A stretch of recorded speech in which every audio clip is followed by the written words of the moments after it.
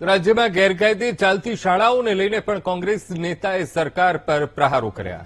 સરકાર શિક્ષણ માફિયાના પ્રેશરમાં આવી ગઈ છે તેમ કહ્યું અને વધુમાં કહ્યું કે સરકાર શિક્ષણ માફિયા પાસેથી ફંડ ફાળા ઉઘરાવે છે. ગુજરાતની 75% સ્કૂલો સોગંદનામા પર ચાલે છે. અગાઉ પણ સોગંદનામા લેવાયા હતા અને કોઈ કાર્યવાહી થઈ નથી. સરકાર શાળા સંચાલકોને સોગંદનામાનું હથિયાર આપી રહી છે.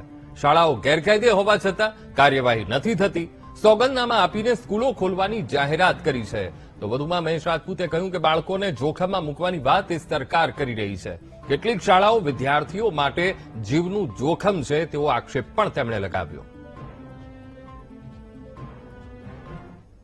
જે રીતે સરકાર શિક્ષણ જગતના માફિયાઓના પ્રેશરમાં આવી ગઈ છે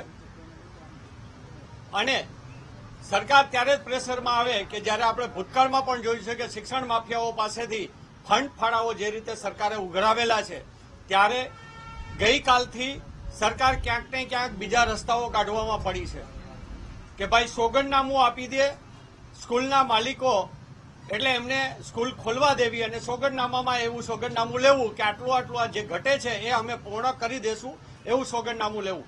પણ આ ગુજરાતની અંદર જ્યારે સ્કૂલ મંજૂર કરવામાં આવે છે ત્યારે એક બિલ્ડિંગમાં મંજૂર કરવામાં આવે અને પછી એમાં સોગંદનામું દેવામાં આવે કે આના નિયમોને ધ્યાનમાં રાખીને ગ્રાઉન્ડ પાર્કિંગ એ અમે ટૂંક સમયમાં કરી નાખશું અને એના માટેનું અમે આ સોગંદનામું રજૂ કરીએ છીએ.